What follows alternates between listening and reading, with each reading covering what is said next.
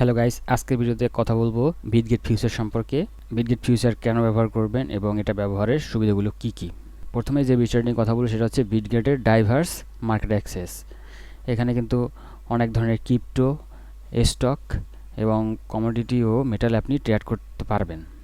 Crypto market এখানে কিন্তু bitcoin অথবা ইথারিয়াম ছাড়াও অন্যান্য যে মিডিয়াম এবং লোয়ার ক্যাপ যে ক্রিপ্টোগুলো আছে ওখানে কিন্তু আপনি চাইলে ফিউচার ট্রেড করতে পারবেন।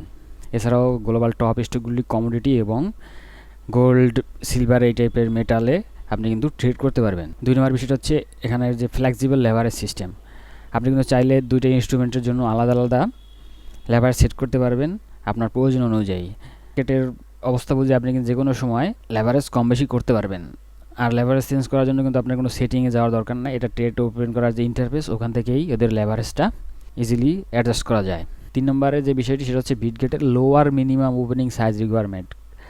আপনি কিন্তু চাইলে এখানে একটা শেয়ারের পুরোটা না নিয়ে পার্শিয়াল বা ফ্র্যাকশনাল কিনতে পারবেন।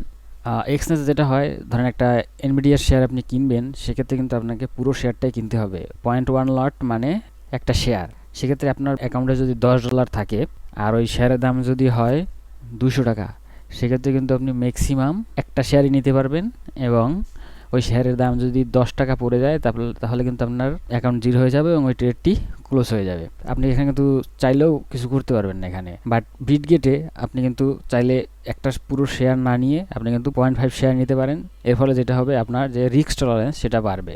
ধরেন মার্কেট $10 নিচে গেল, $10-12 নিচে গেল, আবার ওখান থেকে ব্যাক করলো, সেক্ষেত্রে কিন্তু আপনার ট্রেডটি ক্লোজ হবে না, আপনার ট্রেডটি চালু থাকবে এবং আপনি চাইলে ওই ট্রেড থেকেই আপনার প্রফিট করতে পারবেন। যারা নিউ ট্রেডার অথবা যারা রিয়েল মানি দিয়ে নতুন স্ট্র্যাটেজি টেস্ট করতে চান তাদের জন্য কিন্তু এই ফিচারটা খুবই গুরুত্বপূর্ণ।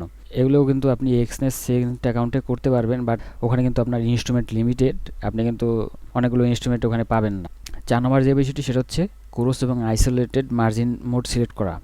আইসোলেটেড মার্জিন মানে আপনি ট্রেডটা ওপেন করতে আপনার যে পরিমাণ মার্জিন অ্যালোকেট করবেন, ধরেন আপনার এনভিডিয়ার এক্সাম্পল যদি বলি, ওখানে যদি আপনি $10 অ্যালোকেট করেন তাহলে কিন্তু আপনার ম্যাক্সিমাম রিস্ক হচ্ছে $10 এবং ওই $10 থেকে বেশি লস হওয়া শুরু করলে আপনার ট্রেডটি ক্লোজ হয়ে যাবে।